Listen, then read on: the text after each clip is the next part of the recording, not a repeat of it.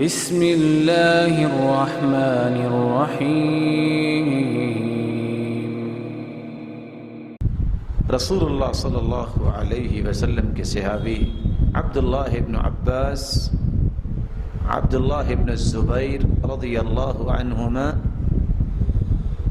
اور مجاہد ابن جبر رحمۃ اللہ علیہ، جنہوں نے 3 مرتبہ عبداللہ بن عباس رضی اللہ تعالی عنہ سے ایک آیت کر کے مکمل قرآن کی تفسیر پڑھی۔ وہ فرماتے ہیں والفجر وليال عشر المراد بها 10 ذی الحجہ۔ اللہ تعالیٰ نے جہاں فجر کی قسم اٹھائی ہے وہاں 10 راتوں کی قسم اٹھائی ہے۔ اللہ سے بڑھ کے تو کسی کی سچی بات نہیں، لیکن جس چیز کے بارے میں قسم اٹھا لی جائے اس کی عظمت پہ دلالت ہوتی ہے۔ جن 10 راتوں کی قسم اللہ رب العزت اٹھا رہے ہیں ان 10 راتوں سے مراد ذی الحجہ کے پہلے 10 دن ہیں، پہلی 10 راتیں ہیں۔ جابر رضی اللہ تعالی عنہ روایت کرتے ہیں رسول اللہ صلی اللہ علیہ وسلم نے فرمایا افضل ایام الدنیا ایام العشر۔ انسانی زندگی کی لیل و نہار کی ترتیب،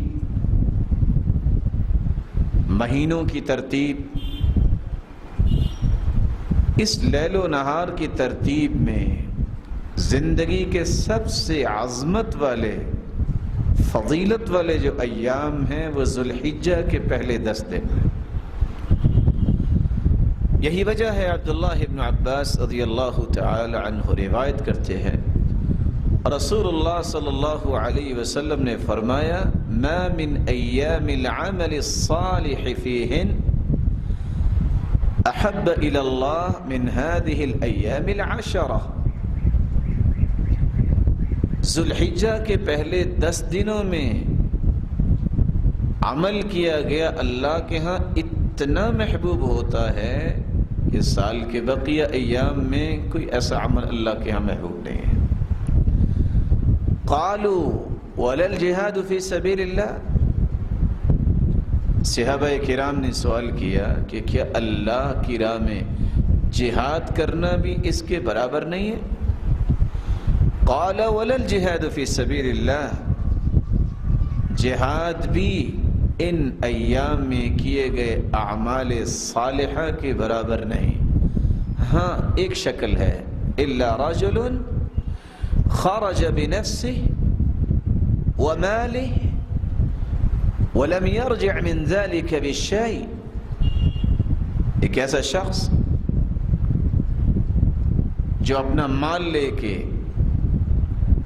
اللہ کے دین کی سربلندی کے لیے نکلتا ہے، جان بھی قربان کر دیتا ہے اور مال بھی قربان کر دیتا ہے، یہ شخص اس فضیلت کو پا سکتا ہے جو ان 10 ایام میں کی گئی نیکیوں کے برابر ہوگی۔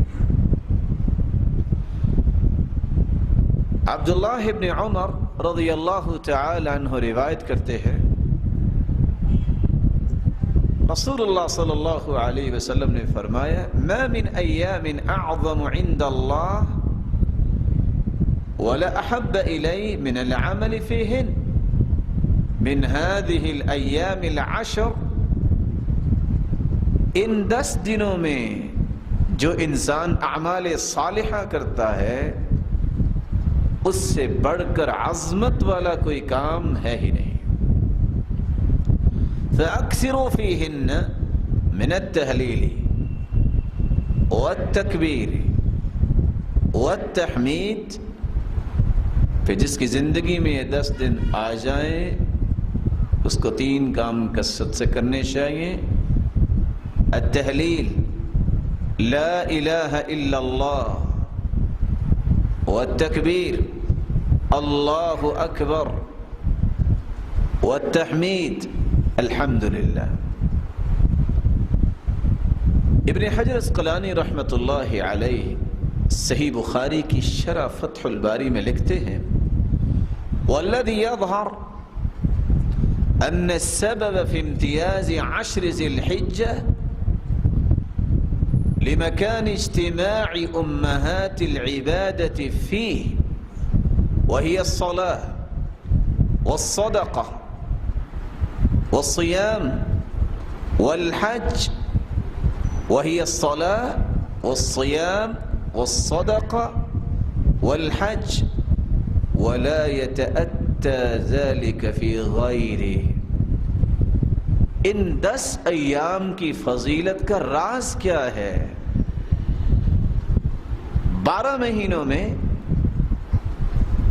ان 10 ایام کے اندر جو عبادتوں کو اختیار کرتا ہے انسان، جن عبادتوں کو اللہ نے جمع کر دیا ہے، بقیہ سال کے کسی ایام میں جمع نہیں کیا.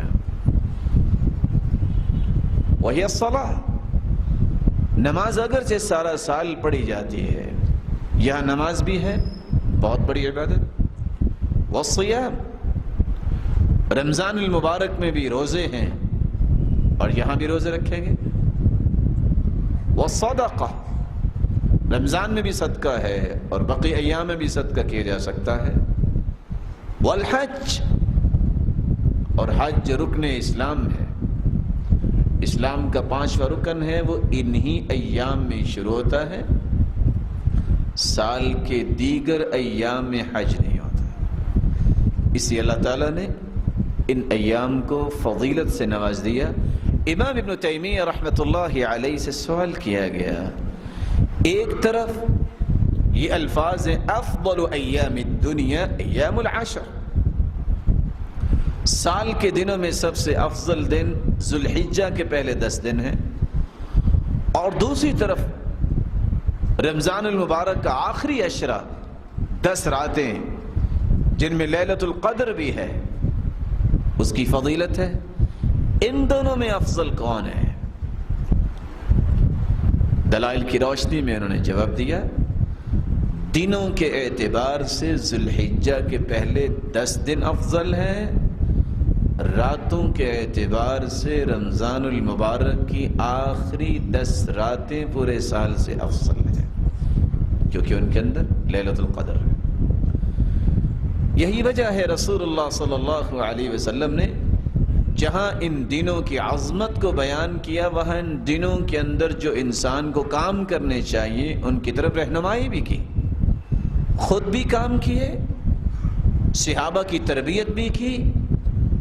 یہاں تک کہ سعید بن جبیر رحمۃ اللہ علیہ كان اذا دخل ایام العشر اجتهد اجتهادا حتى ما يكاد يقدر عليه.